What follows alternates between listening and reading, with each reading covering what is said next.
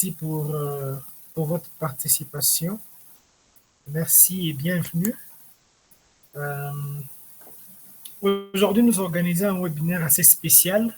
D'habitude, je ne reçois qu'un seul invité, mais aujourd'hui, on en a 4 et pas n'importe lesquels. Ce sont des personnes avec minimum 15 ans d'expérience dans le numérique. Donc, je dis comme ça, je dis rien, hein, mais on va découvrir au fur et à mesure. Certains, c'est 30 ans, d'autres 20 ans. Donc, des personnes assez expertes et très, très influentes, intéressantes. On va découvrir le tout sur un grand sujet qui est comment le numérique peut participer au développement de notre cher et beau pays. J'ai choisi particulièrement ces 4 personnes qui sont toutes congolaises et on va voir comment ensemble nous pourrions développer le numérique de notre pays. Ce webinaire vise normalement à fournir des idées, d'autres veulent se lancer dans l'entrepreneuriat, créer des entreprises qui vont transformer notre pays, d'autres peut-être conseiller le chef de l'État, on ne sait jamais, d'autres peuvent apporter toujours un plus d'une façon ou d'une autre et donc nos invités vont nous dire, de par leur expérience, comment nous pouvons développer notre pays grâce au numérique. Je me présente, je suis Claire Kangonga, je suis cofondateur de l'entreprise Tulivia. Nous œuvrons, nous aussi, dans le numérique. Nous développons des logiciels et nous aidons les entreprises dans leur stratégie digitale. Alors, je ne vais pas trop m'attarder sur la présentation, ma propre présentation. Je le ferai au fur et à mesure qu'on évolue. Je vais donner l'honneur à mes invités qui vont encore une fois se représenter. Et puis nous allons se représenter. Je dis ça parce que la majorité a déjà eu à passer dans tous les Talk. Ils vont encore une fois se présenter. Et puis après, on va continuer sur ce sujet comme bien passionnant. Alors, je vais commencer avec le premier invité qui est Monsieur Renato Sumbu. Il va se présenter en quelques mots, dire qui est Monsieur Renato Sumbu et on va évoluer comme ça. Il y a le micro qui n'est pas encore activé. Ouais, ça c'est classique ça. Bonsoir à tous. Merci. Donc rapidement, moi je m'appelle Renato, j'ai 45 ans et dans le numérique depuis une vingtaine d'années. Aujourd'hui, le numérique, comme ceux qui savent avec qui nous sommes sur LinkedIn, que le numérique c'est un écosystème. À la base, rapidement, j'ai commencé par la bureautique.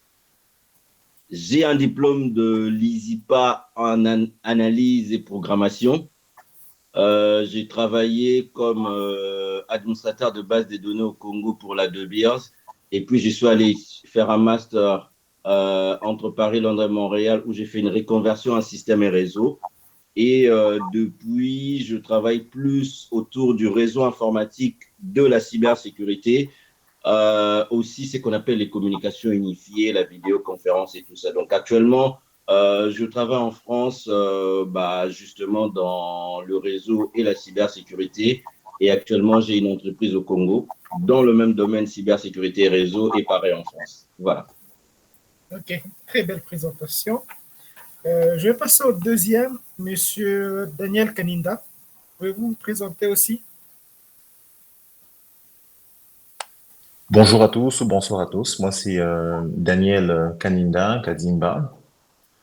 Donc, voilà. Je vais essayer de me calquer sur la présentation de Monsieur Renato, qui est premier intervenant, qui est un peu, voilà, qui va, on va dire, un peu imposer la tendance. Euh, donc, moi, je suis dans le numérique depuis une dizaine d'années. Donc, je crois que je suis le moins expérimenté de tous, on va dire. Depuis une dizaine d'années. Euh, Donc, de base, j'ai un diplôme de software engineer, de développeur.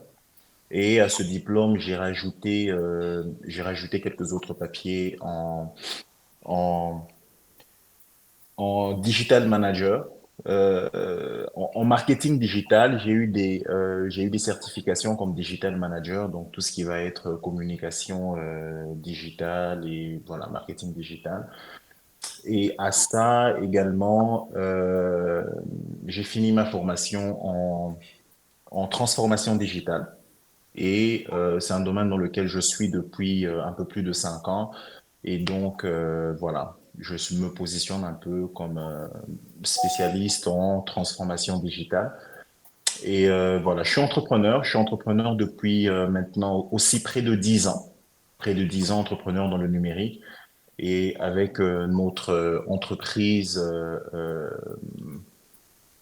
principale qui est Daniel Expert, nous accompagnons des entreprises et nous travaillons, pour vous donner une petite idée, en moyenne sur 5 projets euh, d'une voilà, 5 projets de l'univers digital par mois, et ce depuis près de 10 ans. Donc, cela nous a permis d'acquérir une expérience assez efficace dans le domaine, quoi. Voilà.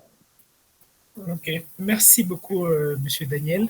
Je vais aller vite. Je vais passer à Monsieur Jacques Safari, si vous voulez aussi vous présenter. Merci beaucoup, Clerc. Merci beaucoup à Renato. Merci à Steve. Merci à Daniel. En tout cas, je vois que tu as réuni l'équipe choc ici. Alors, moi, je peux dire que je suis un traître de l'informatique, si je peux dire ainsi, parce que je suis à cheval entre l'informatique et l'éducation. Des années d'expérience en tant qu'ingénieur en software engineering à ESIS. Je finis à ESIS, je fais l'Afrique du Sud pour un BTech et après, j'ai fait les États-Unis où j'ai étudié les data science et j'ai étudié aussi les technologies éducatives. Donc, je me retrouve vraiment à cheval entre éducation et l'informatique.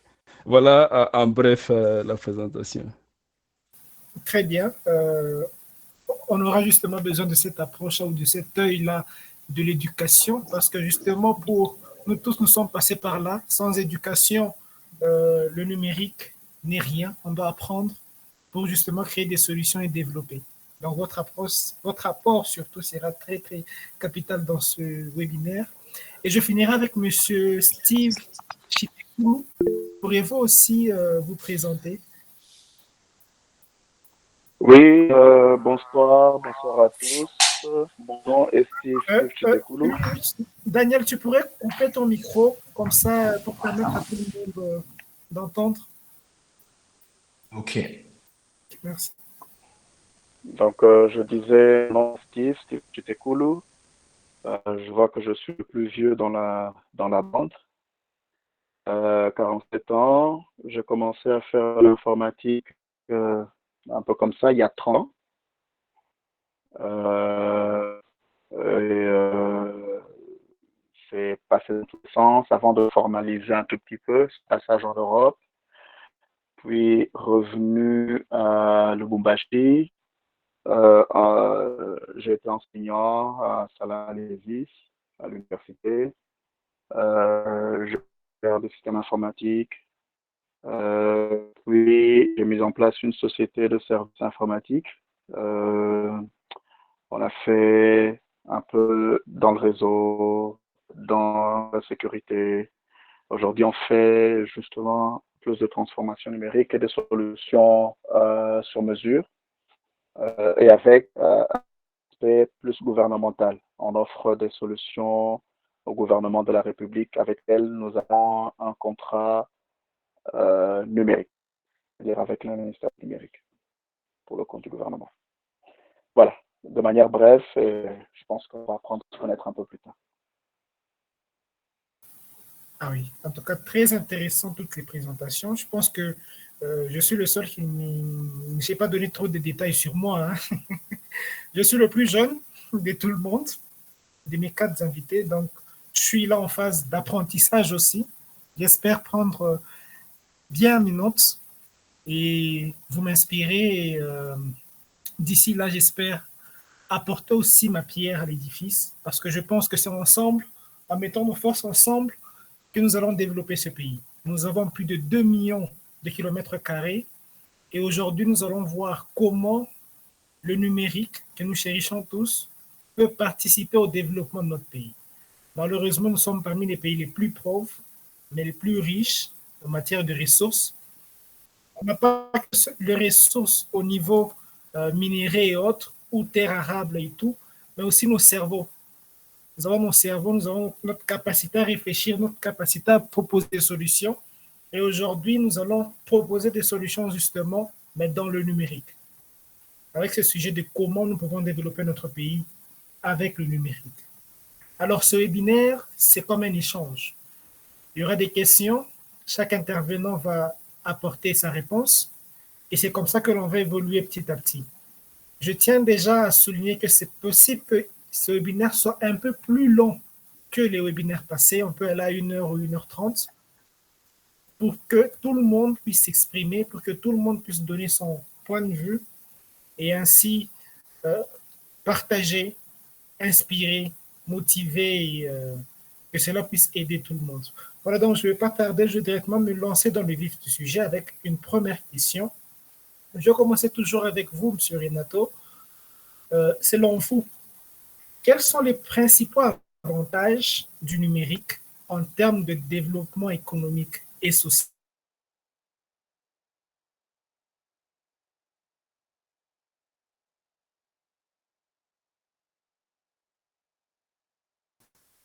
Avant de parler du numérique, je veux encore le répéter pour ceux qui me suivent sur LinkedIn, j'aime beaucoup dire que le numérique, ce n'est pas un secteur, le numérique, c'est un écosystème. Donc là, par exemple, je vais montrer un livre qui est super intéressant, qui parle de transformation numérique. Le numérique, c'est avant tout un écosystème.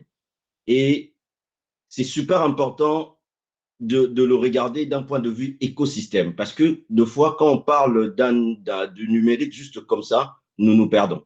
Moi-même, je veux dire, il y a une vingtaine d'années, quand on parlait, en fait, nous, on ne parlait même pas de numérique, on parlait de l'informatique. Bah, moi-même, j'ai commencé par la bureautique. J'ai commencé par Word, Excel, Windows, l'initiation et tout. Bah, on s'est senti déjà informaticien, nous.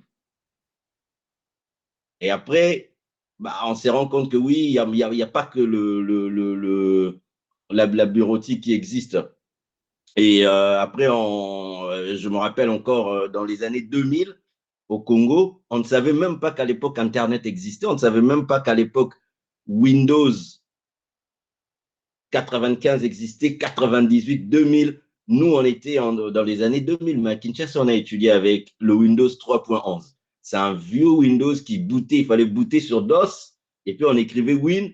S'il y a des jeunes ici, peut-être que vous n'avez jamais entendu parler de ça. Il est super important de regarder le numérique du point de vue écosystème. Parce qu'un des freins aujourd'hui qui est en train de nous bloquer, c'est que tout le monde devient un peu comme expert du numérique. Alors que ça n'existe pas, en fait, aucune entreprise au monde qui maîtrise le numérique de bout en bout. Ça n'existe pas. Donc, déjà, si nous commençons à regarder le numérique d'un point de vue écosystème, pour que chacun de nous se positionne un peu par rapport à son secteur. Donc, l'importance du numérique au Congo, ça ne se discute même pas. Et tel que Claire l'a rappelé, nous avons 2 345 km². Quitter l'ouest du Congo pour aller à l'est, c'est 2 heures d'avion. Le sud vers le nord, c'est 2 heures d'avion. Et donc, le numérique aujourd'hui, pour nous, c'est un enjeu. En fait, moi, j'aime dire que le numérique aujourd'hui, avec l'électricité, c'est un des poumons des économies modernes, avec l'électricité.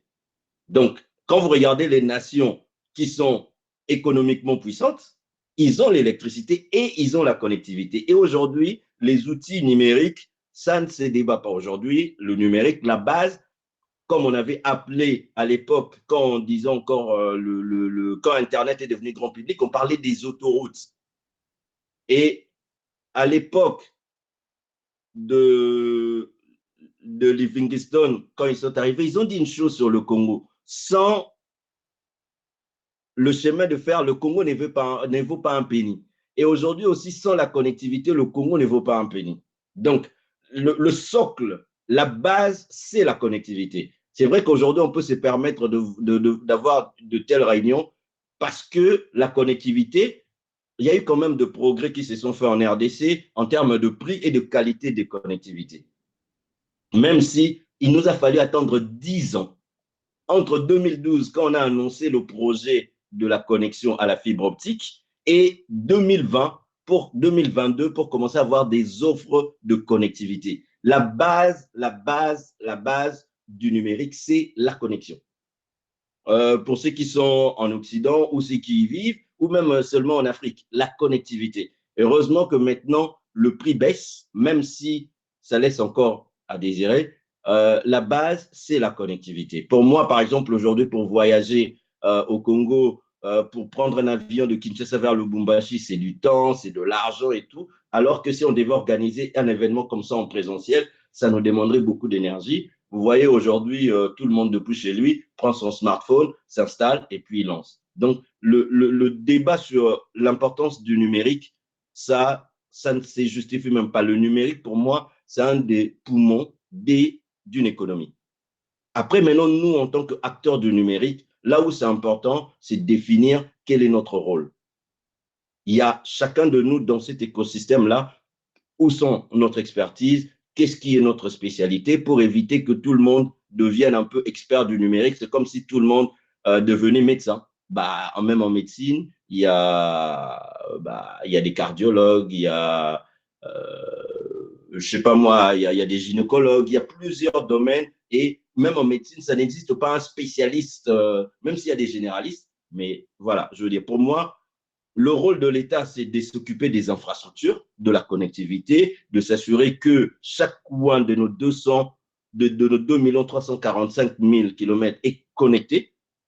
Et de l'autre côté, nous, les acteurs du numérique, c'est apporter notre expertise, les uns dans le développement des applications, les autres, je ne sais pas moi, dans la cybersécurité. Et de l'autre côté, il ne faut pas oublier qu'il y a des outils numériques. Je donne un exemple, ceux qui travaillent dans la comptabilité vont utiliser SAP, ceux qui font, je ne sais pas moi, dans le dessin ou dans le design, ils vont utiliser Photoshop. Ceux qui sont dans le communication et le marketing, ils vont utiliser les réseaux sociaux. Donc, en fait, nous devons nous-mêmes être honnêtes parce qu'il y a des métiers qui sont propres au numérique, comme quand on travaille dans la cybersécurité, quand on travaille dans les développements, quand on travaille dans le réseau. On travaille dans le numérique. Par contre, on retrouve des outils numériques dans tout le domaine. Aujourd'hui, on ne peut plus…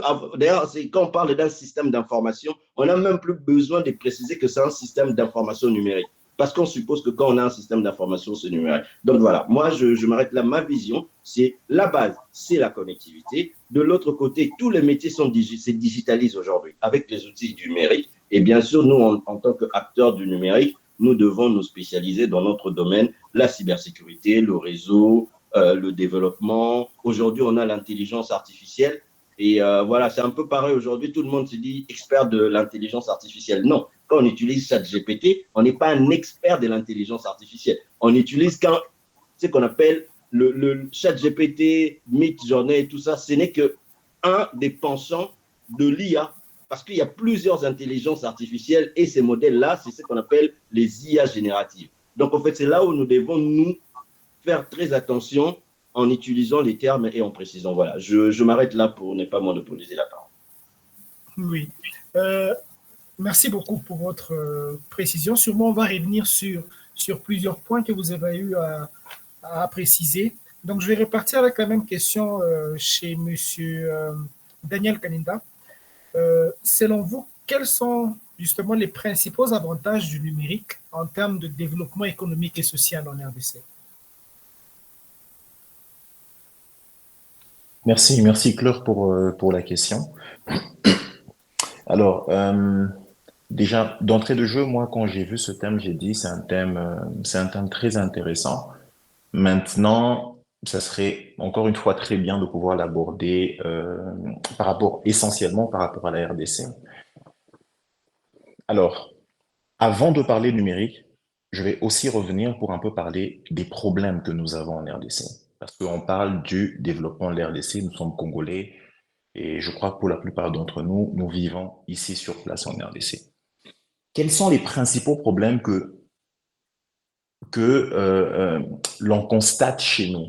Je vais en relever peut-être 3, 4 ou 5, et après, on pourrait tous voir ensemble l'apport à quel niveau le numérique peut nous aider à mieux nous développer, en fait. L'un des principaux problèmes que nous avons, c'est il y a comme en fait une adéquation entre les besoins réels de la population, leurs attentes, et les actions qui sont mises en place, qui sont mises en œuvre par le gouvernement. Et moi, je crois fermement qu'à ce stade, le numérique, en fait, peut être un levier efficace. Le numérique devrait, en principe, nous aider à pouvoir collecter à la source les réels besoins selon les priorités de nos populations et de résoudre cette question. Il y a un autre problème que moi je constate, c'est que il y a beaucoup de choses qui se passent, il y a une mégestion terrible qui se passe, aussi parce que nous n'avons pas de mécanisme de contrôle efficace. Et même la population, le peuple congolais ne sait pas en fait que nos gouvernants sont en fait redevables. Et encore une fois, à ce stade-là, le numérique se positionne comme quelque chose de très efficace pour aider à avoir des réels mécanismes de contrôle.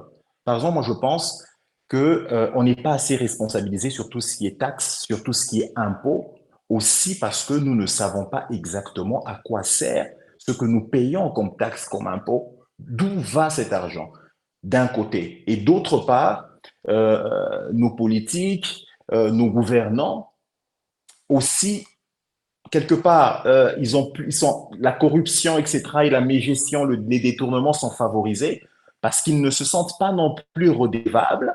Il n'y a pas de mécanisme réel de contrôle où la population peut suivre tout ça. Alors, quand on prend déjà, par exemple, ces deux problèmes, on se rend compte tout de suite que le numérique est d'un grand apport pour le développement de la RDC. À ces problèmes, je peux rajouter d'autres que tous on connaît, tout ce qui est de l'injustice, tout ce qui est de l'impunité, tout ce qui est de la corruption, j'en parlais déjà.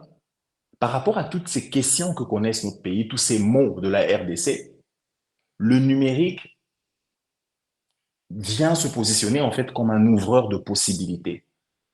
Le numérique n'est pas à lui seul la solution, mais je crois fermement que le numérique, parmi toutes les solutions qu'on peut avoir qui peuvent être classiques, qui ne sont pas forcément numériques, le numérique vient en fait apporter beaucoup plus d'efficacité et d'optimiser toutes ces différentes solutions.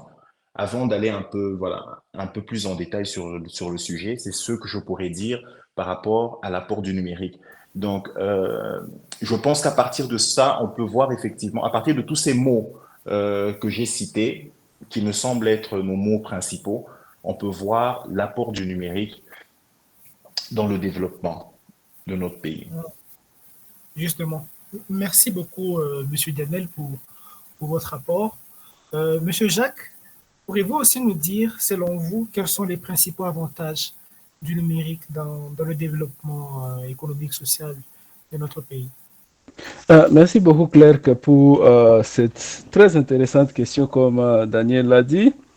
Et j'apprécie beaucoup déjà l'apport, la vision que mes deux prédécesseurs ont déjà donné, la base qu'ils ont mis devant moi. Et beaucoup plus, tu vois, c'est dans ce qu'ils ont dit, c'est toujours l'approche vers le développement, l'approche qui est beaucoup plus systémique, l'approche qui est beaucoup plus écosystème, pour reprendre le mot que M. Renato a donné ici. Alors, je vais essayer un tout petit peu de revenir sur le mot développement sur lequel nous sommes en train de nous baser et essayer de voir ça sur le plan global, ce que ça veut dire exactement.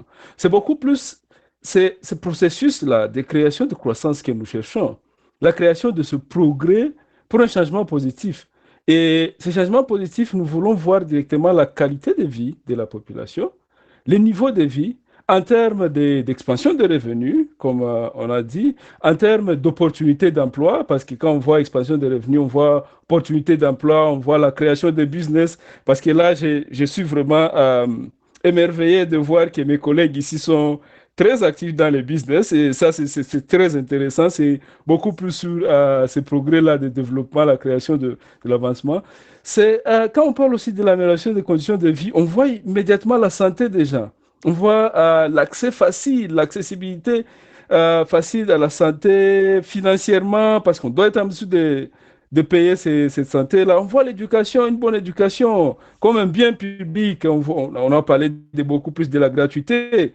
Et vous voyez que l'informatique ou bien le numérique peut apporter beaucoup pour nous aider à rendre cette, si on peut le dire ainsi, cette gratuité beaucoup plus effective. Parce que l'éducation, on sait très bien que c'est un bien public. Donc, tout le monde doit avoir accès à cette éducation-là. Et c'est à ce moment-là que nous, les acteurs du numérique, nous pouvons step in et venir aider cette volonté-là politique pour rendre ce travail-là qu'ils sont en train de faire beaucoup plus effectif parce qu'ils ont donné déjà cette volonté. Nous voyons aussi sur le plan environnement, parce que quand nous sommes en train de développer, nous devons faire attention pour ne pas abîmer l'environnement sur lequel nous sommes en train de vivre, parce que nos enfants, nos petits-enfants doivent utiliser les mêmes ressources pour créer encore ces richesses-là dont nous sommes en train de parler. Et tout ceci, nous voyons qu'il y a beaucoup plus de moyens pour se dire, bon, voilà, on est développé parce que probablement parce qu'on s'est dit, bon, voilà, il y a un PIB, un produit intérieur brut qui est en train de grandir. Et nous voyons, par exemple, l'indice sur le progrès social qui est en train de grandir parce qu'on s'est dit que bon, notre santé, notre population devient de plus en plus en bonne santé, elle sait comment se soigner, elle sait comment approcher ces problèmes. Et c'est à ce niveau-là que je vois beaucoup plus l'apport de l'informatique, comme Daniel l'a dit. Il y a des besoins réels dans la communauté et les solutions que nous sommes en train de proposer, que ce soit nous en tant qu'entrepreneurs, que ce soit le gouvernement, il y a une totale inadéquation de ces besoins-là parce que nous ne savons pas récolter les besoins pour comprendre comment ce développement-là, en des termes beaucoup plus techniques, en des termes beaucoup plus détaillés, comment est-ce que nous allons entrer et commencer à faire ce changement-là.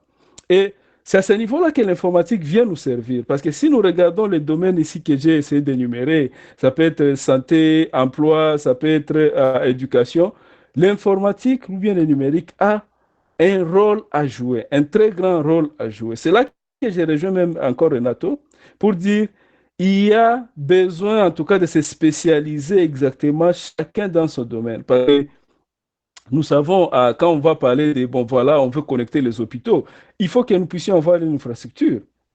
Quand il faut parler de créer des solutions pour éviter la corruption, comme Daniel l'a dit, il faut que nous soyons en mesure de mettre l'intelligence artificielle en marche, des solutions pratiques qui peuvent utiliser l'intelligence artificielle pour détecter quand quelqu'un a tendance à vouloir tricher les systèmes. On peut directement l'envoyer vers la justice, si on veut dire ainsi. Donc, si on regarde très bien, si je vais chuter par là, c'est regarder la rapidité que l'informatique nous apporte, parce que ça, c'est un avantage. La réduction des coûts, parce que quand on veut créer des solutions, il y a l'informatique qui nous aide à réduire les coûts. L'accessibilité des connaissances, ça, c'est extrêmement important, parce que si on ne sait pas exactement ce qu'on doit faire, c'est tout simplement parce que nous sommes ignorants. Nous n'avons pas appris suffisamment. Et pourtant, aujourd'hui, l'informatique nous apporte, nous sert sur le plat toutes les connaissances. Il suffit juste qu'on s'asseye et qu'on commence à creuser, qu'on se donne beaucoup plus de courage pour y arriver. Et il y a cette connectivité entre acteurs. Aujourd'hui, nous sommes assis ici pour discuter, tout simplement parce que l'informatique nous a réunis. Je ne veux pas négliger l'apport, les efforts que Claire a fournis pour nous mettre ensemble aujourd'hui pour discuter, mais il y a ce support-là que l'informatique nous a ramené ici. Alors, comme Renato l'a dit, il y a ce besoin-là, en tout cas, de se spécialiser pour essayer de trouver des solutions qui sont spécialisées à des problèmes et se rappeler que plus on s'approche de la mer, plus on se rend compte que l'océan est très vaste, comme Renato l'a dit, et on doit impérativement, en tout cas, se spécialiser dans ce qu'on est en train de faire. Je ne vais pas prendre beaucoup de temps parce que je vois mon aîné Steve, il est là, il est en train d'attendre. Je suis vraiment très intéressé pour écouter l'avis qu'il va donner. Merci beaucoup, Claire. Merci beaucoup à vous, Monsieur Jacques, pour l'apport. On va finir avec justement Monsieur Steve. C'est à vous la parole. Merci pour la parole et merci de l'occasion que tu m'as donnée de pouvoir parler de ce sujet très important et très intéressant.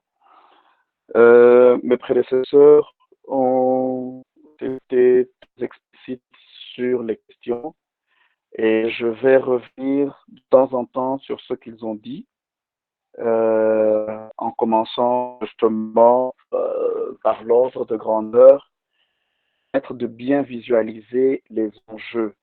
Quand on veut parler des avantages du numérique, il faut bien comprendre les enjeux. Le premier enjeu, c'est la taille de notre pays. Revenu sur quelque chose de très important que Stanley a dit, sans chemin de fer, le Congo ne vaut penny. Ça veut dire en fait que sans chemin de fer, on ne peut pas se déplacer correctement au Congo. On ne pourra pas faire des échanges d'un coin à un autre. Le développement ne pourra pas intervenir. Le développement, pour moi, ne peut pas intervenir. Donc, on aura des problèmes très sérieux parce que si les gens ne peuvent pas faire des échanges dans ce pays, ça n'ira pas. Et le chemin de fer n'a évolué de manière significative. Et on sait ce qui est arrivé après. Et l'importance justement de l'infrastructure, c'est parce que ça nous permet de faire tous les échanges et tout ce qu'il faut pour atteindre cet objectif de développement. Donc, quand on veut parler des avantages, il faut la base, comme l'a dit la connectivité et les infrastructures, électricité et connectivité. Mais ensuite, il faut savoir que du point de vue des avantages, la première chose, c'est donc la, la communication, pouvoir communiquer. Et c'est un proverbe en lingala qui dit Kozanga koyeba ezali ya ndambo. Ça veut dire que quand tu ne connais pas, tu es déjà à moitié. Donc l'accès à l'information est facilité rapidement par le numérique. Et quand on accède à une grande quantité d'informations, on peut résoudre un certain nombre de problèmes. Et donc, parce qu'on est informé, on peut apprendre. Les apprentissages se font. Et les connaissances s'élargissent. C'est la base du développement.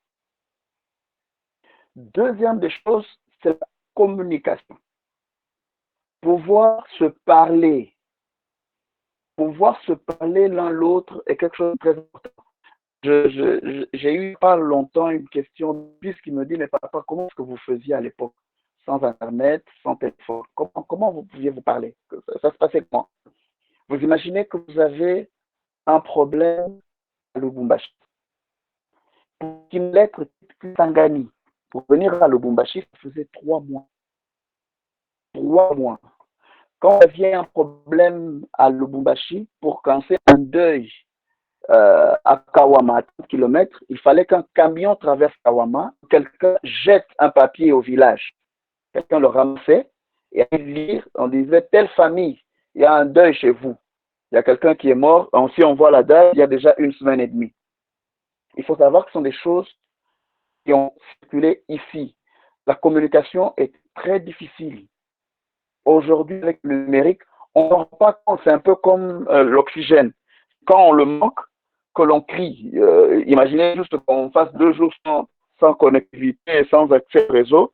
Vous vous rendez compte que ça grogne, ça crie. C'est très difficile.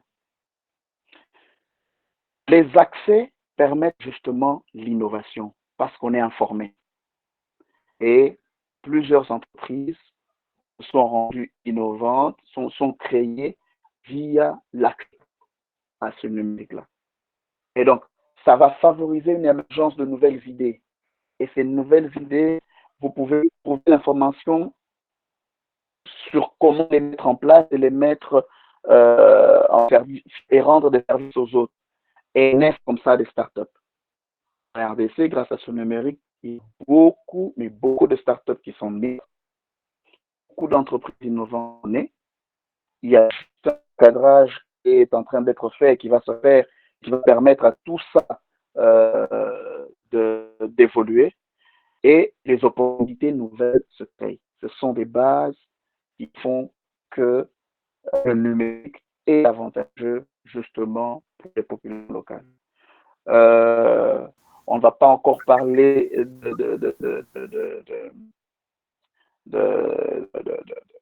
d'agriculture et d'éducation parce que le développement est quelque chose d'assez complexe et qui nécessite beaucoup de choses. Mais le numérique, comme élément transversal, à toi parler d'écosystème, moi j'aime bien le transversal, il touche à beaucoup de choses. Il touche à presque tout ce que l'on fait. Dans l'agriculture, dans la santé, dans l'éducation, dans l'entreprise, ça touche à presque tout. Et le fait de toucher à quelque chose, le numérique sublime ce secteur-là. Et les axes qui permettent justement de faire évoluer, ce sont les maîtres de ces activités-là. Ce ne sont pas que les informaticiens. Pour travailler dans le secteur de l'éducation, les grands outils éducatifs n'ont pas été créés par des informaticiens, mais par des spécialistes d'éducation. Moodle, par exemple, est un exemple frappant. C'est quelque chose qui est né parce qu'un enseignant a voulu créer une infrastructure pour donner cours. Et c'est de là qu'est partie toute cette aventure de Moodle. Les logiciels bibliothèques, c'est parce que des bibliothèques ont voulu le faire. À un moment donné, on s'est même dit, mais non, le numérique, tout le monde peut y entrer parce que tout le monde a quelque chose à donner, quelque chose à produire pour les autres. Et donc, c'est l'un des avantages, justement, de ce numérique pour le développement social. Merci beaucoup. Merci beaucoup, M. Steve. En tout cas, je vous remercie pour vos apports. C'est très, très intéressant. Il y a un mot qui est revenu chez tout le monde, c'était le mot infrastructure, infrastructure. Mais l'approche était que nous sommes en train de condamner, or que je pense que chaque Congolais devait réfléchir plutôt aux solutions que de crier le problème. Du coup, je vais prendre un peu une approche que je ne fais déjà pas. Je ne sais pas si certains ont des ambitions politiques ou pas, mais j'aimerais que vous vous mettez dans la peau d'un ministre du numérique ou du président de la République. Je vais commencer avec M. Daniel Kanida.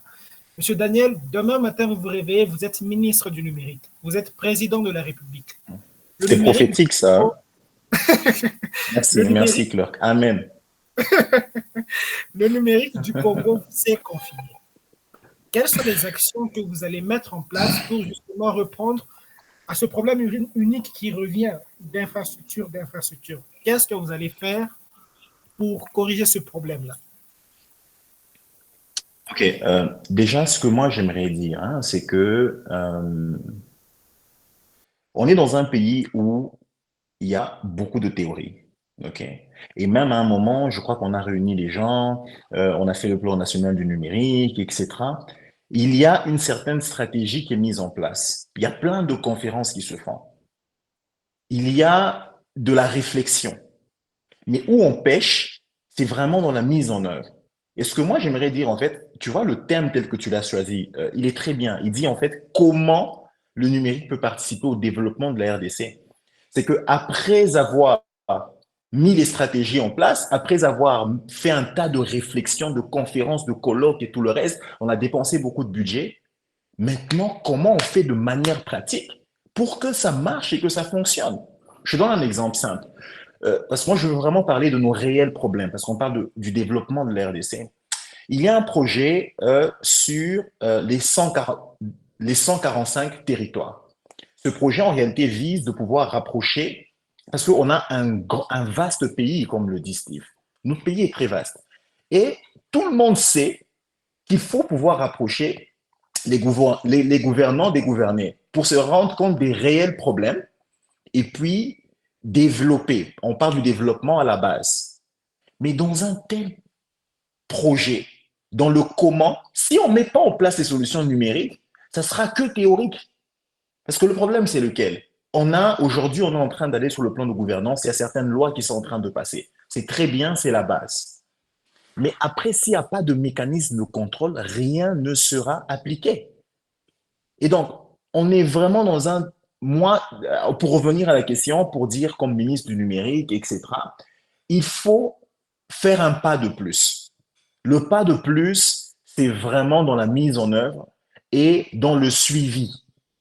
Quand on va aller, je sais que pour tous ceux qui sont dans le privé, ok, il y a tout ce qui est job description, il y a tout ce qui est indicateur de mesure de performance. On sait tous très bien qu'il faut suivre après un projet. Mais c'est là où le pays est en train de pécher. Il faut vraiment la mise en œuvre, il faut des mécanismes de contrôle. Aujourd'hui, on ne peut pas parler de mécanismes de contrôle en dehors du numérique. Donc, c'est impossible. Alors, vous allez voir que dans tous ces projets, on n'y a pas associé le numérique.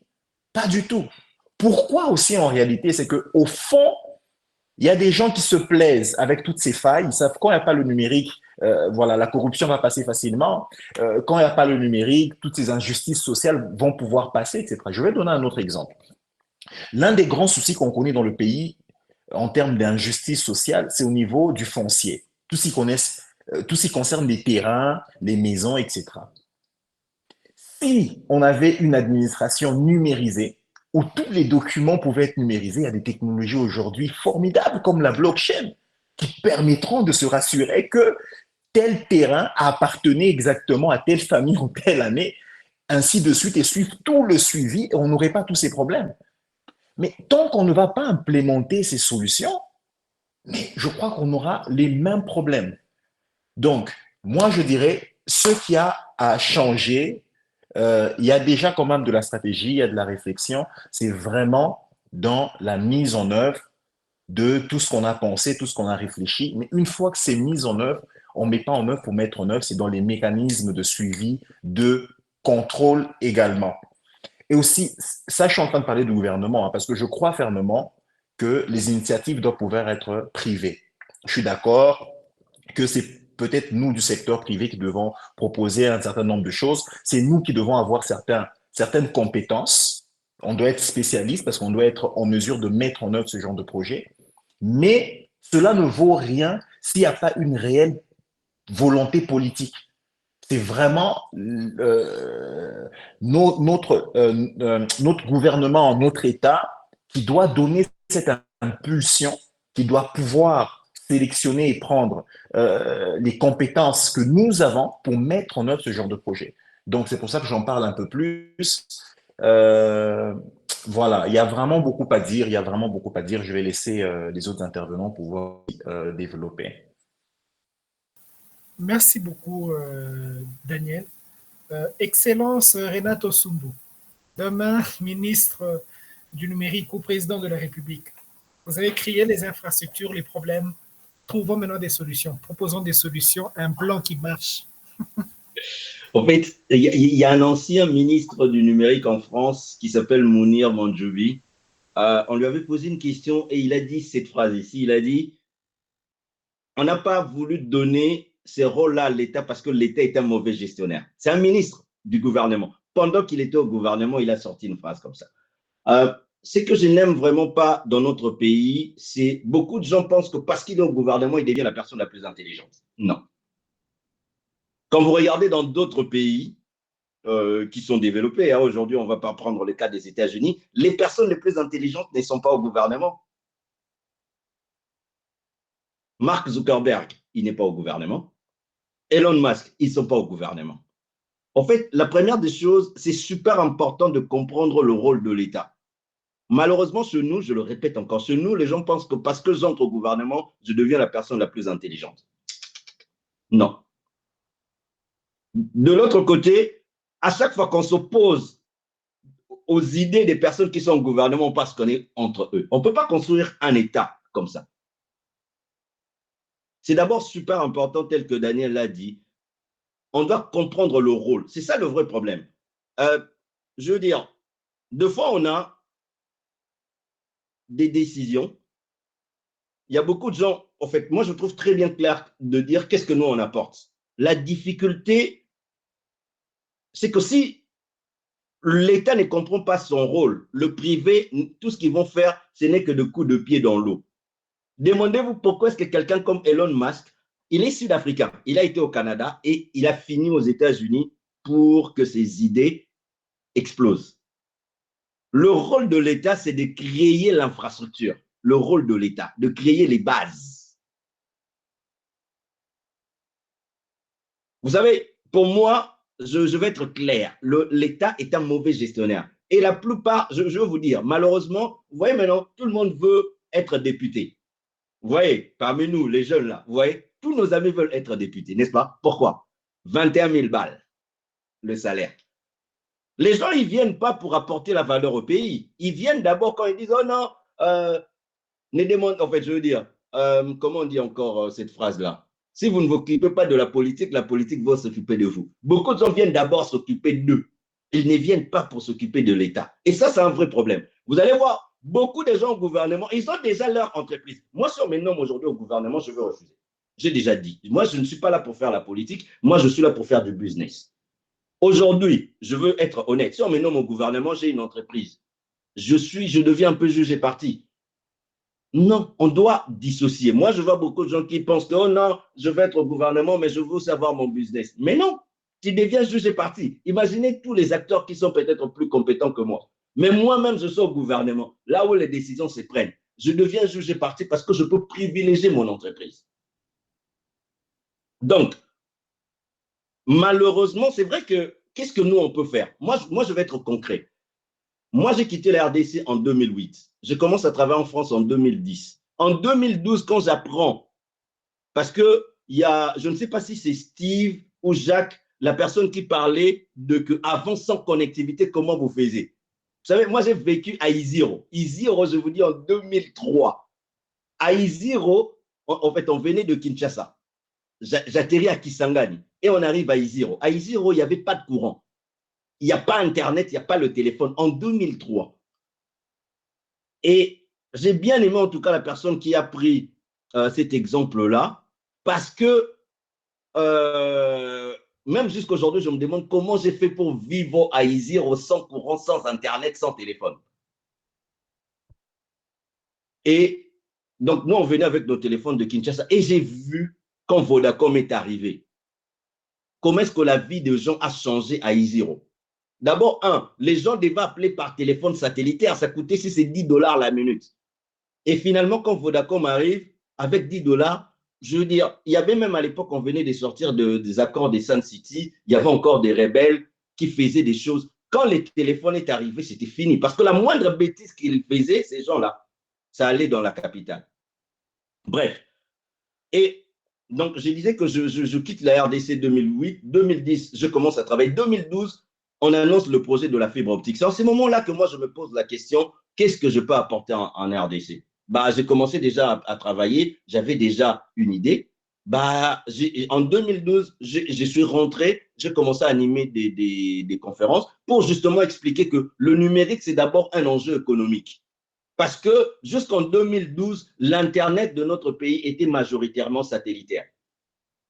C'est comme ça qu'on nous a connectés à la fibre optique. Moi, 2013, donc ça fait 10 ans, je me suis posé la question, qu'est-ce que je peux apporter? J'ai créé mon entreprise pour accompagner les entreprises congolaises dans leur transformation numérique parce que je savais que c'est ça l'expertise qui nous manquait. Mais entre les annonces à l'époque de Kabila pour la fibre optique en 2012, l'arrivée effective des offres de fibres. Aujourd'hui, effectivement, on peut parler que dans des grandes villes comme Lubumbashi, comme Kinshasa, où on commence à avoir des offres fibrées jusqu'à la maison et tout. 10 ans. 10 ans. 10 ans qu'on a attendu. Moi, en 2016, je veux dire, entre 2013, j'ai gardé mon emploi en France. Jusque, je faisais des allers-retours entre Kinshasa et RDC. Quand je prends des vacances, je descends. En 2016, quand j'apprends qu'il y aura les élections, on s'est dit, OK, je démissionne en France, je descends en RDC pour dire, OK, on va lancer. Sauf qu'en 2016, il n'y a pas d'élection. En 2017, il n'y a pas d'élection. On devait attendre 2018. Mon entreprise au Congo, j'ai attendu 7 ans pour faire mon premier bénéfice en RDC. Donc, je veux dire, en termes de solutions, parce que c'est là où on veut se focuser, les grandes entreprises sont les symboles de grandes nations. Aujourd'hui, quand Google, Coca-Cola, Apple, Tesla sont les symboles d'une grande nation américaine. Aujourd'hui, quand on parle d'Orange, on voit la France, on voit Louis Vuitton, voilà, quand on parle d'IKEA, on voit la Suède. Aujourd'hui, si on peut parler de Huawei en Chine, c'est les symboles de la grande puissance chinoise. Pourquoi est-ce qu'on a les grandes entreprises dans des grandes nations? Parce que les dirigeants comprennent leur rôle. Vous savez, en fait, de sujets comme ça où on demande tout. Moi, j'ai déjà vu, moi, j'ai vu plein de jeunes il y a quelques années qui disaient oui, si l'État ne les aide pas, nous allons faire sans eux.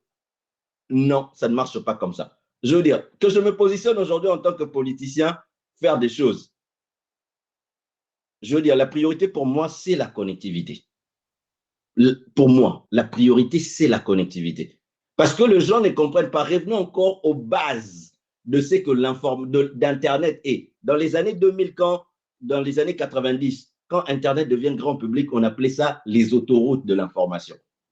Vous savez, s'il n'y a pas Internet, s'il n'y a pas la connectivité, il n'y a pas Facebook, il n'y a rien. La connectivité.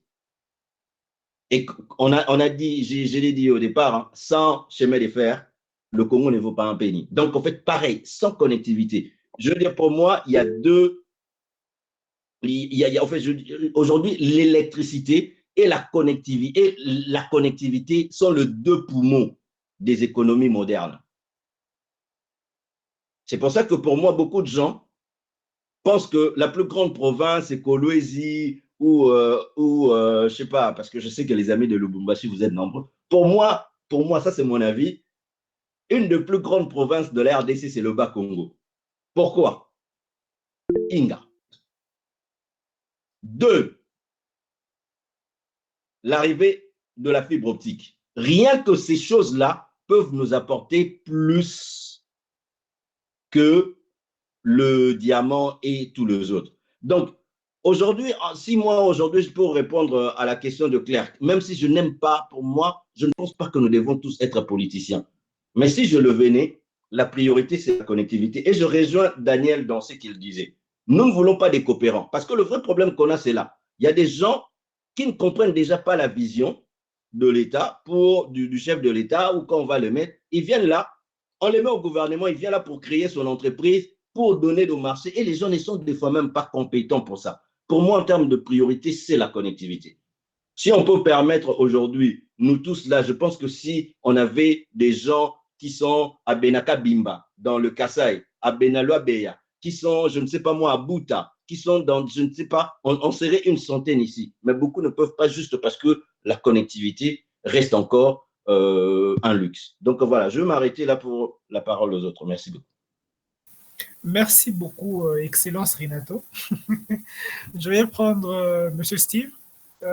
Excellence, Monsieur Steve, si aujourd'hui vous êtes ministre du numérique ou président de la République, au moins vous réglez le problème d'infrastructure dans le pays. L'une des personnes dans ce forum sera ministre bientôt. Donc, la question reste posée. Il faut bien noter les réponses qu'il y a. Cette question des infrastructures est une question capitale. Je sais, je suis un peu comme académique et j'écris un peu beaucoup.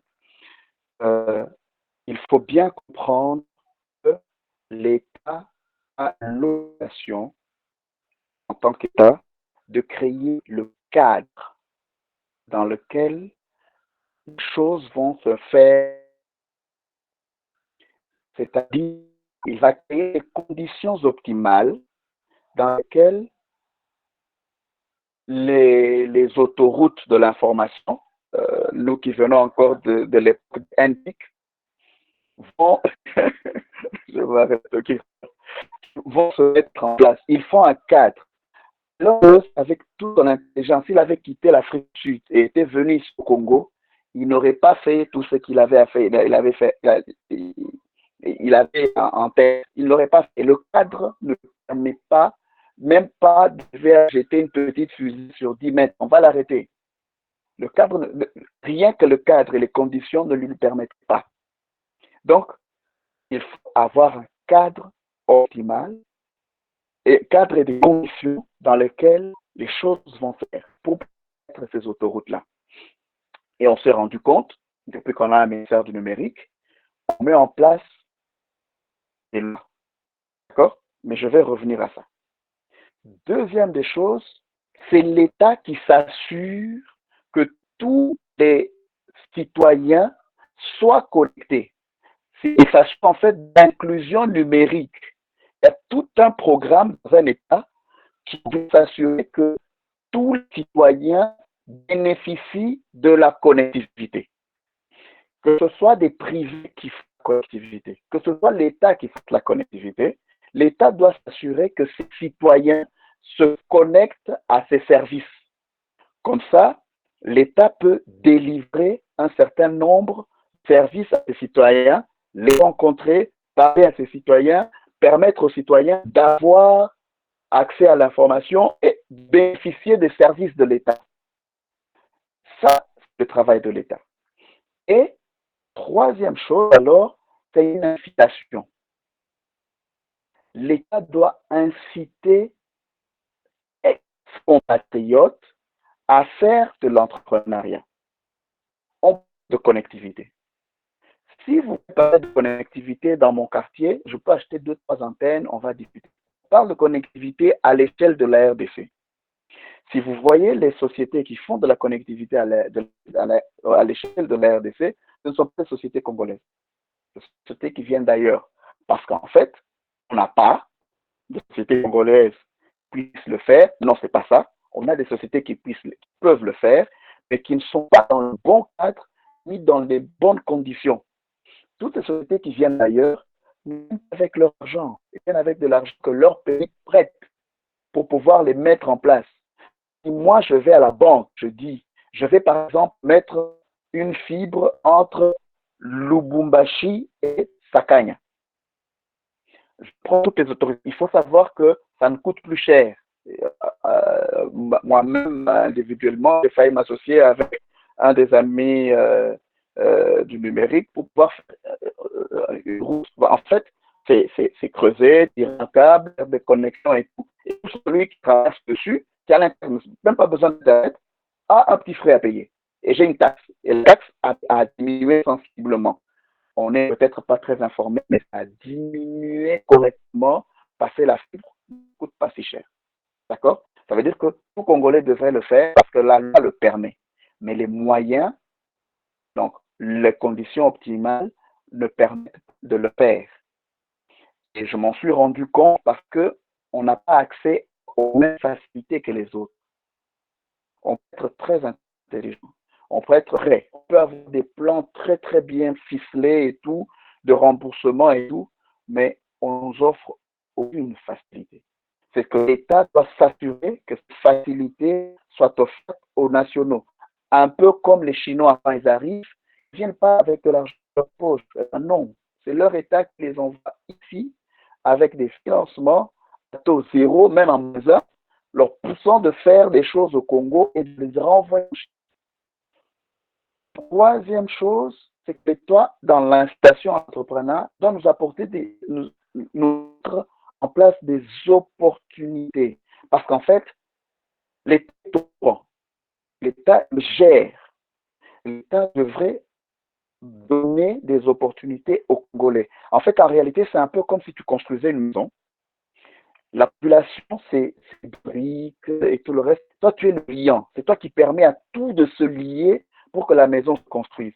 Si le liant n'existe pas, vous empilez les briques pour les autres, dès qu'il y a un peu de vent, ça va tomber. Et l'État doit jouer ce rôle de catalyseur. Et ce rôle-là est très important. Donc, le cadre, les conditions, les incitants, tant en termes de loi, de facilité, d'opportunité, et souvent veiller à ce qu'il y ait une inclusion numérique suffisante. Ça veut dire que chaque Congolais doit être connecté. Je participe encore à un projet, je vous ai dit que j'ai un ancrage avec le gouvernement. Quand je parle du gouvernement, c'est le gouvernement national. Je participe un peu à des discussions, à des réflexions sur ce qu'on appelle le Fonds de développement du service universel, c'est-à-dire assurer la couverture dans les zones blanches. Parce que l'entrepreneur dans la téléphonie viennent pour se faire de l'argent. De l'argent, c'est couvrir des endroits où il y a de l'argent, où quand je vais mettre une antenne qui coûte 250 000 $, les gens qui vont l'utiliser vont me permettre d'avoir ces 250 000 $. C'est très simple. Un âge où on fait que quelques agricultures de manioc et de maïs ne va pas me produire. Si je mets une antenne, je ne mets pas. Mais l'État doit s'assurer que même ces villages et même ces territoires-là soient connectés. Et donc, pour ce faire, ces zones blanches font partie du ressort de l'État. Et donc, il y a une politique pour pouvoir permettre à ces gens d'être inclus parce que eux représentent plus de 50% des personnes qui ont encore besoin de connectivité. Et donc, il y a tout ce travail dessus. C'est vraiment de la veille, même si l'État met des entreprises. Renato a tout à fait raison, l'État n'est pas un bon gestionnaire. Il doit pouvoir être peut-être derrière des gestionnaires qui savent le sens de l'entreprise. L'État doit être plutôt le régulateur qui se met au centre du village pour permettre à ce que les choses se fassent correctement. Comme justement dans les pays dans lesquels les entreprises nationales éclosent et grandissent et fleurissent comme il se doit. Voilà ma contribution. Merci beaucoup. Merci beaucoup, monsieur Steve. On va finir avec la même question avec monsieur Jacques Safari. Excellence, monsieur Jacques Safari. Si demain vous êtes ministre du numérique ou président de la République, le problème d'infrastructure, j'y arrive. Comment vous réglez ce problème? Bien, je pense que mes prédécesseurs ont donné beaucoup d'éléments et merci beaucoup pour la sagesse de monsieur Steve. Vous voyez déjà que la matière est en train de couler là. Steve, merci beaucoup. Il y a un point très essentiel sur lequel nous sommes en train de revenir, nous tous.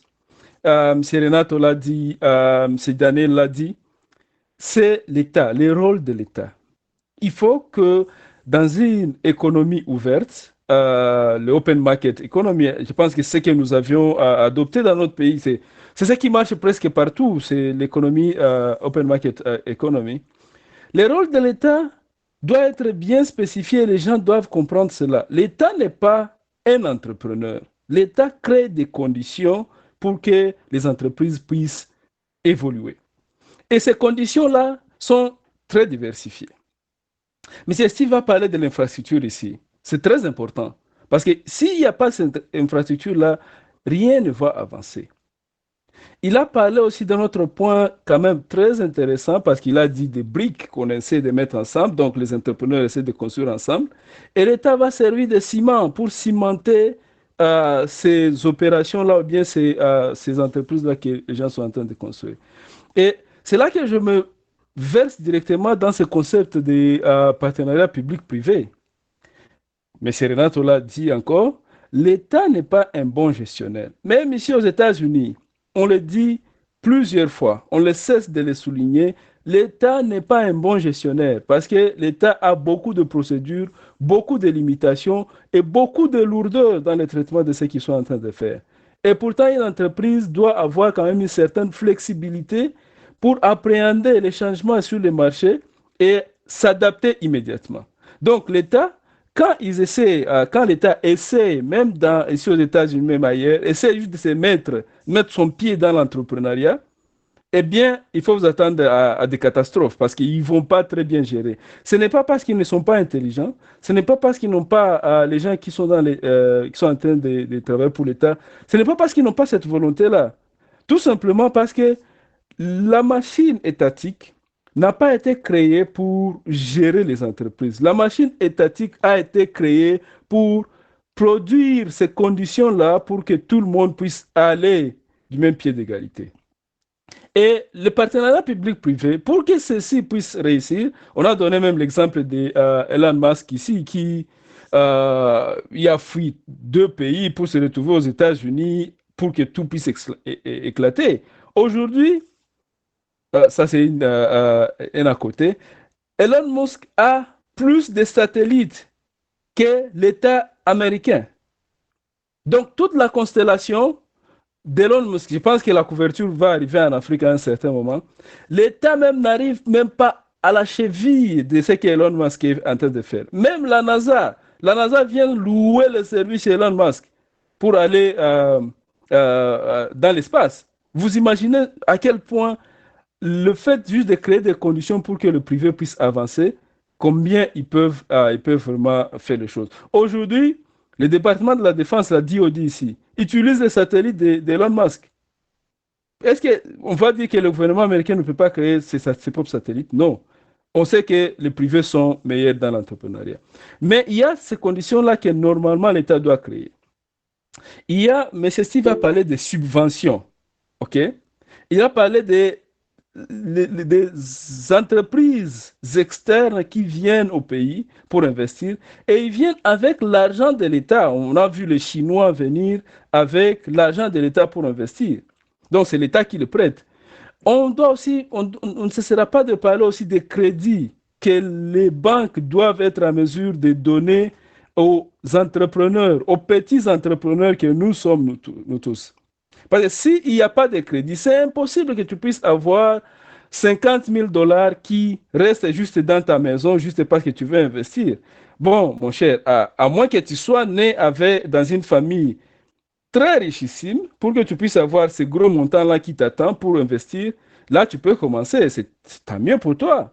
Mais la plupart des gens qui viennent avec qui connaissent les problèmes parce qu'ils les ont vécus, parce qu'ils ont été pauvres, ils n'ont pas cet argent-là. Et l'État doit créer des conditions pour que les gens puissent accéder à ces crédits-là pour investir. Et ces conditions-là, c'est quoi? C'est s'assurer que les droits aux propriétés privées est respecté. Parce que, voyez-vous, beaucoup de gens, quand ils viennent prendre un crédit à la banque exige une garantie. Et cette garantie-là doit être un bien privé que tu as. Et M. Daniel l'a dit à un certain moment que nous avons des problèmes, par exemple, fonciers.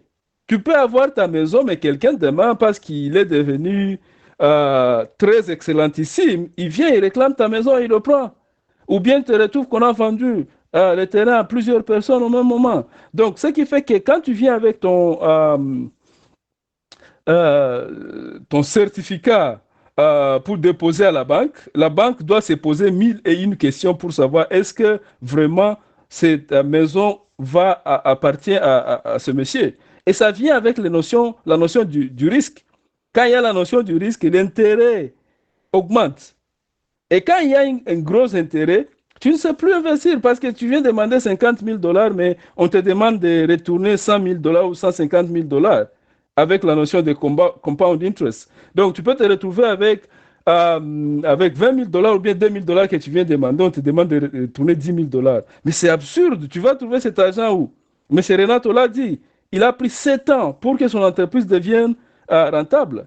Donc, ça devient comme si c'est une barrière immédiatement qui est créée devant tout le monde qui veut investir et essayer d'avancer. Donc, l'État doit s'assurer que cette propriété privée, le droit de propriété privée est respecté. Il y a un autre point, c'est la justice. Aujourd'hui, nous sommes ici, c'est vrai, nous connaissons maintenant, mais je vous assure que c'est difficile que je vienne chez vous et je vous dis, bon, voilà, j'ai besoin de 20 000 $ pour investir sur un projet, même si vous avez cet argent-là, que vous me donniez ça. Tout simplement parce qu'il n'y a pas cette justice-là qui va m'assurer que si je te donne mes 20 000 $ et tu n'es pas à mesure de me faire revenir rembourser cet argent-là, la justice va venir te suivre jusqu'à ce qu'on me rembourse mon argent. Donc, je ne suis pas sûr que mon droit sera respecté aujourd'hui.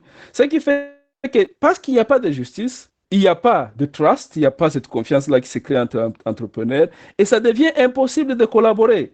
Parce que c'est difficile, c'est impossible même d'avoir 50 000 dollars de toi-même. Il faut aller emprunter chez des gens ou bien à la banque. Et les gens et la banque doivent te faire confiance. Et cette confiance-là est brisée. Donc l'État doit être en mesure de nous donner la justice qui fonctionne.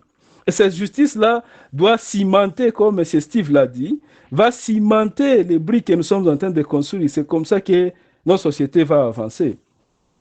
Mais je ne veux pas seulement pleurer ici. Il y a des moyens d'influencer ces choses-là. Et ce n'est pas en devenant ministre que immédiatement tu peux changer le système. Le système ne se change pas sur le top-down. C'est impossible. Le système se change en bottom-up. Il faut influencer, parce que ce que vous faites ici, par exemple, M. Clerc, c'est ça déjà le début. Influencer le plus de gens pour qu'ils comprennent c'est quoi le rôle de l'État, c'est quoi le rôle de la justice, c'est quoi le rôle de la confiance qu'on doit se créer entre nous-mêmes. Être en mesure d'être dependable, être en mesure de quelqu'un te donne 1000 francs, rembourse le 1000 francs. Quelqu'un, vous êtes fixé avec quelqu'un que tu dois créer une méthode dans son logiciel, crée cette méthode-là à la date où vous êtes convenu. Donc, le fait de ne pas être dépendable, ça fait déjà, ça brise les choses. Et ce que vous faites ici, créer déjà de l'influence, créer l'éducation que vous êtes en train de faire et que normalement tout le monde peut faire, ça fera en sorte que les gens soient conscientisés de la toute petite action qu'ils peuvent faire, mais qui a un très gros impact sur l'avenir du pays. Juste le fait d'être quelqu'un à qui on peut faire confiance dans le business, ça change complètement tout. Ça va même au-delà des subventions que le gouvernement peut te donner. Parce que le fait que je te fais confiance et tu viens chez moi, bon, j'ai reçu mon salaire par exemple de 700 dollars, mon budget c'est moi ici c'est 300 dollars, j'ai 400 dollars de surplus. Au lieu que j'aille boire cet argent-là, tu viens me dire, bon mon cher, j'ai un projet de 200 dollars, j'investis ces 200 dollars-là, je te rembourse avec un intérêt de 20 dollars même. Bon, je vais te donner parce que je sais que dans 2 semaines, tu vas me rembourser ça. Mais si je ne te fais pas confiance, je ne le fais pas. Je ne te donne pas. Je préfère aller même jeter cet argent-là par la fenêtre que te donner parce que je sais que tu ne vas pas me rembourser. Donc, influencer les gens sur des petites choses comme la confiance, comme la justice, comme des petites choses comme cela, peuvent faire en sorte que l'économie ou bien cet environnement-là adéquat dont on parlait arrive. Et le plus grand point avec l'éducation, avec cette vulgarisation, c'est que les gens deviennent conscients. Et quand ils vont voter pour quelqu'un, ils vont voter pour un député, ils vont demander au député, voici ce qui nous tient à cœur. Ce qui nous tient à cœur, c'est créer ces conditions ici pour que les entreprises, les petites entreprises puissent avoir leur, comment dirais-je, leur environnement pour fonctionner. Créer ces conditions-là pour que nous soyons en mesure d'aller vers une banque, approcher un banquier et lui dire voici notre projet et aidez-nous pour financer. Donc, l'éducation, la vulgarisation que nous devons faire nous tous, c'est beaucoup plus influencer le plus de gens possible pour que ces gens-là, ok, élisent, exigent à leurs députés, exigent aux ministres, exigent au gouvernement provincial de nous créer cet environnement-là qui est idéal. Et la vulgarisation que nous devons faire, c'est vraiment dire aux gens c'est quoi cet environnement-là. Ils doivent comprendre c'est quoi les éléments qui constituent cet environnement-là pour qu'ils soient en mesure de réclamer et de dire aux députés qui viennent vers eux, voici ce que nous voulons. Voici ce que nous devons faire. Voilà. Donc, c'était juste une continuité sur ce que mes prédécesseurs avaient déjà dit. Merci. Claire, pardon, il y a quelque chose que Jacques a dit qui est super important, parce que des fois, nous nous plaignons aussi du financement. Mais combien d'entre nous ont reçu du financement et cela n'a jamais produit de résultat? Combien d'entre nous? Parce que ça aussi, c'est un autre sujet.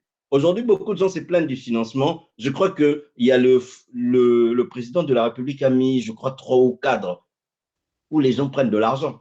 Si on doit citer les gens qu'on prend en photo là, 80 000, 100 000, il y en a plein. Et l'argent finit dans les dots, acheter des écrans plats. Je connais même un jeune, il se bat pour qu'on lui donne de l'argent, il prend 30 000 $, il va acheter une. Je dis donc, à un moment aussi, nous devons être sérieux parce qu'on accuse très souvent l'État de beaucoup de choses, mais le peu qu'ils reçoivent, ça a déjà produit quoi? Donc, c'est un peu un paradoxe. C'est pour ça que si vous regardez, les acteurs du numérique en RDC, nous jouons bas. Comme on dit en lingala, tobeta apoto mike. Ce sont, je ne sais pas si c'est M. Safari ou Daniel qui l'a dit, la majorité sont des étrangers. Parce qu'ils ont non seulement le moyen, ils sont aussi organisés. Certains d'entre nous ici, on lui donne 1 million, c'est fini là.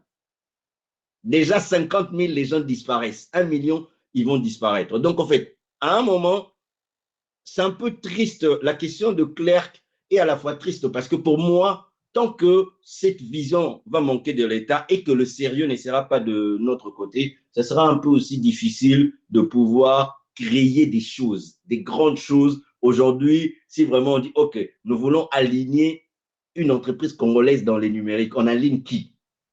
On aligne qui va être compétitif? Bref, là, désolé. Merci beaucoup pour l'apport. Alors, je suis en train de chuter. J'ai ma toute dernière question. Il y a un problème qui est encore revenu dans vos apports, c'est celui de l'éducation.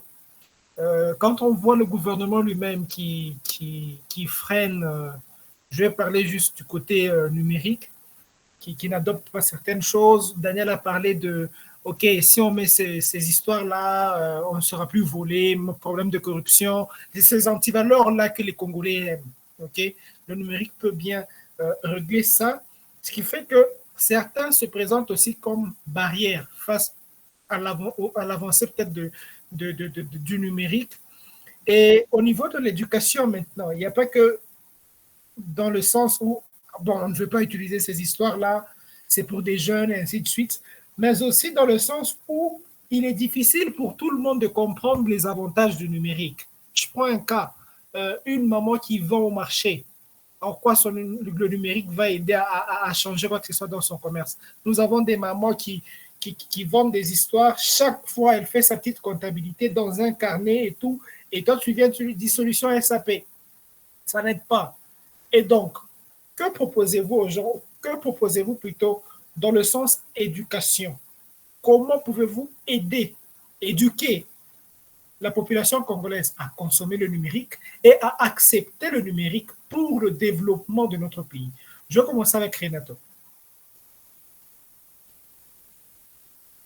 Je crois que, oui, en fait, je crois que il y a quelques années, ou peut-être il y a quelques décennies, on considérait un illettré quelqu'un qui ne sait pas lire et quelqu'un qui ne sait pas écrire comme un illettré. Aujourd'hui, avec le numérique, on a aussi des nouveaux illettrés. Vous savez, aujourd'hui, je me rappelle, comme je disais, il y a une vingtaine d'années, quand nous, on a commencé l'informatique, savoir utiliser Word, Excel et Windows, on était considérés comme des informaticiens. Je pense qu'aujourd'hui, pour moi, c'est des compétences et des connaissances de base. Tout le monde doit savoir se connecter sur Internet, envoyer un email, des choses comme ça. Ce sont des connaissances de base. De connaissances de base que nous devons. Claire, quand vous posez la question, une maman qui a son petit commerce, peut-être que son bénéfice par jour, c'est 10 000. Si on doit lui donner des solutions numériques, ça va lui coûter combien? Allez expliquer à cette maman qui n'a peut-être qu'une marge de 10 000, lui dire que, OK, moi, je vais enlever encore 3 000 parce que vous allez être numérisé. Ça va être pesant. Vous savez, il y a encore 3 ans ou 4 ans, quand quelqu'un disait en RDC qu'il regarde un film sur Netflix, on les regardait comme une personne riche. Alors que la connexion en lui-même de Netflix, l'abonnement, ne coûte que 7 à 8 $. Même si ça a augmenté, c'est autour de 10 ou de 12 maintenant. C'est là où nous comprenons que, vous savez, en France, à Paris, il y a la gare Montparnasse. C'est une gare de train. En fait, vous payez pour pisser, pour chier, mais vous pouvez avoir la connexion Internet à haut débit, c'est gratuit. Pour comprendre qu'on a rendu la connectivité une commodité. Tant que se connecter sera un luxe. Le numérique en lui-même ou les outils numériques seront aussi des luxes. Quand Internet est devenu grand public, je rappelle encore, on a dit que c'était les autoroutes. L'infrastructure reste toujours l'autoroute. On ne peut pas parler de Facebook, de tous les outils numériques que nous connaissons si la connectivité n'est pas là. Donc pour moi, nous aujourd'hui, pour parler d'éducation, par exemple, moi, aujourd'hui, mon projet en RDC, c'est créer une école d'ingénieurs. Mon projet en RDC, pour créer une école d'ingénieurs, pour que les gens soient formés à quoi? Pour que le jeune en RDC puisse être formé dans la cybersécurité, dans le cloud computing, parce qu'aujourd'hui, il y a beaucoup de choses qui sont dangereuses. Je vois des fois des gens organiser des formations, ils font community manager, ils font des choses, on fait même des cérémonies où ils portent des toges et tout. En fait, je veux dire, si c'est pas mauvais, c'est bien, mais dites aux gens, faites attention. Vous avez appris à utiliser les réseaux sociaux pour le marketing et la communication digitale. Mais en fait, je veux dire, malheureusement, tout le monde devient un peu comme si c'était un expert du numérique. Non. Ce n'est pas qu'on dit que c'est du sous-numérique ou non. On veut juste comprendre que, en fait, quand vous utilisez ces outils-là, vous ne devenez pas un expert du numérique. Vous pouvez faire de la communication ou de marketing digital, mais vous ne devenez pas un expert du numérique. Vous n'êtes pas un expert dans l'intelligence artificielle, dans le cloud computing, dans les cybersécurités, dans tout ce que nous voyons. L'éducation, effectivement, c'est très bien, mais nous devons vraiment faire la différence en plus parce qu'aujourd'hui, quand on parle du numérique, il y a les sciences informatiques à l'intérieur. Parce que la base de l'informatique, ce sont les maths. Donc, les gens qui vont nous développer le prochain algorithme de cryptage et tout ça, ce sont des mathématiciens. Ce sont les sciences informatiques. Ces gens-là doivent aller à l'université. Ces gens-là doivent aller étudier les maths. C'est des personnes qui sont intelligentes. Par contre, quand vous prenez, par exemple, pour apprendre le réseau informatique, on n'a pas besoin d'aller à l'université pour ça. Pour apprendre le réseau informatique, on n'a pas besoin d'aller à l'université.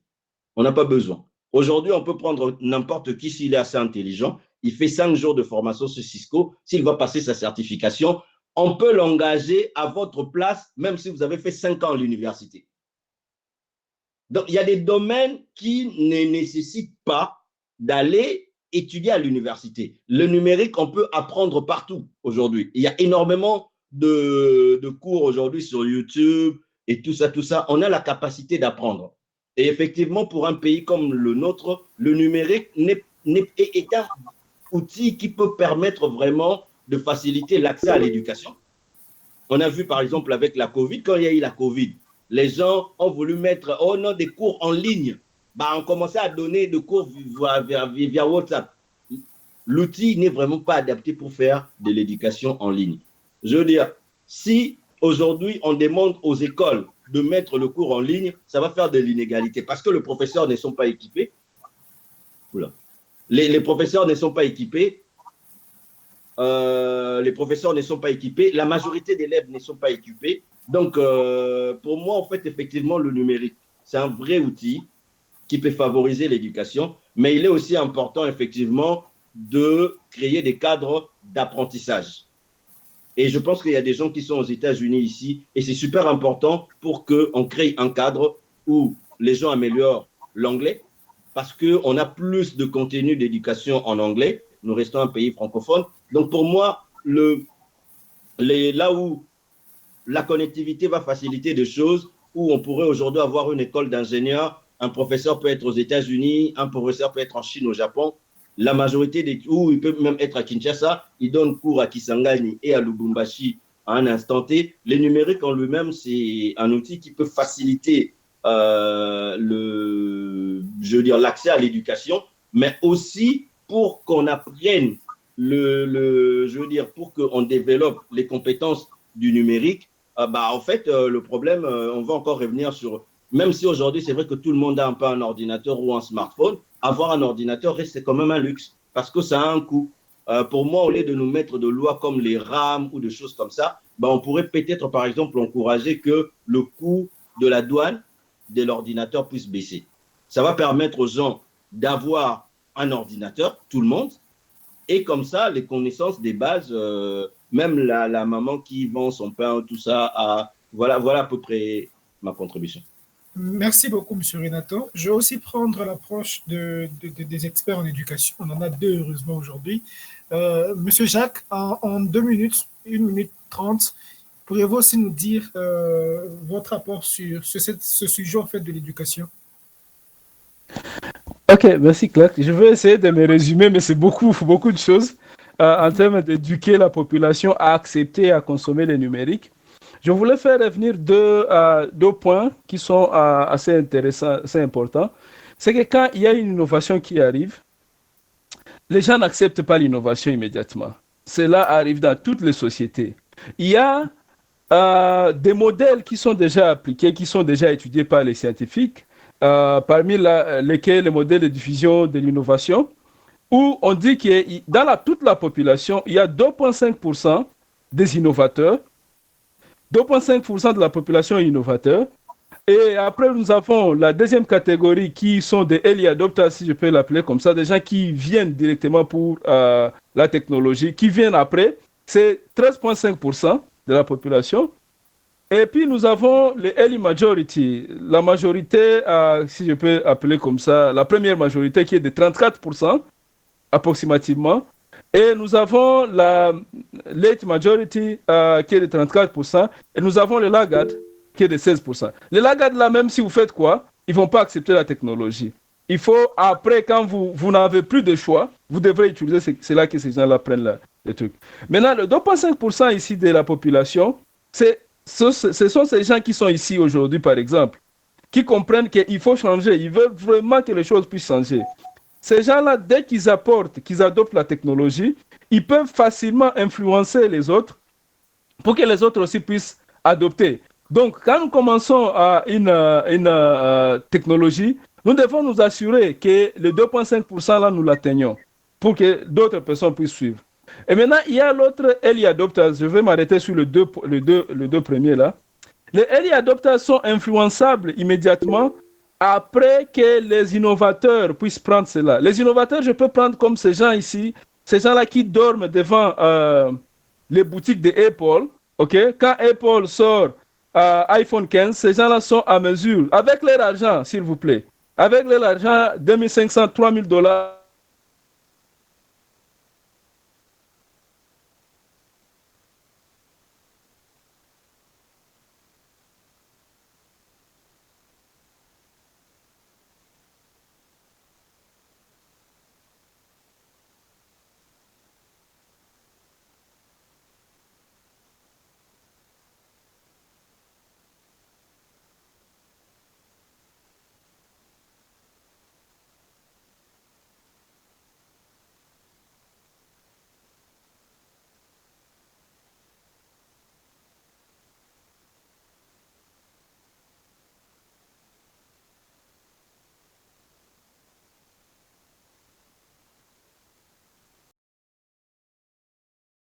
Demander une carte de citoyen, demander un service à commune, ainsi de suite. La maman du marché doit pouvoir le faire. C'est très bien parce que quand on met en place un nouveau produit, on doit former les gens à son usage, un peu comme l'application de la CENI, Prérarp et tout le reste. On doit former les gens à son usage. Mais il faut toujours, dans le cerveau, dans les tibias, comme je veux bien, arriver à se dire si le monde d'aujourd'hui doit apprendre à utiliser ou à consommer des produits numériques, il faut tout faire pour que la maman de demain ne passe plus par l'information. Ça veut dire qu'il faut commencer tôt. Il faut commencer quand on est jeune. Parce qu'on a un grand fossé éducatif qu'il faut combler. Et le numérique joue un rôle important avec ses outils, avec ses accès à l'information, avec ses outils d'apprentissage, pour permettre à ce que la maman de demain puisse déjà, quand elle arrive sur le marché, on ne se pose pas de questions.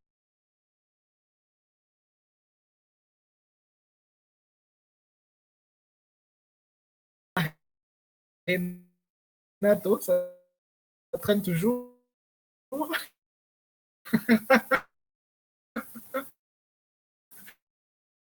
De la RDC, les points, les apports de tout le monde a sûrement suscité en certains des idées, des propositions de démarches que déjà vous pouvez mettre en place dès demain pour justement participer à cette construction de ce beau. Je fais ma petite présentation, je refais ma présentation pour ceux qui n'étaient pas là. Je suis Claire Ngonga, cofondateur de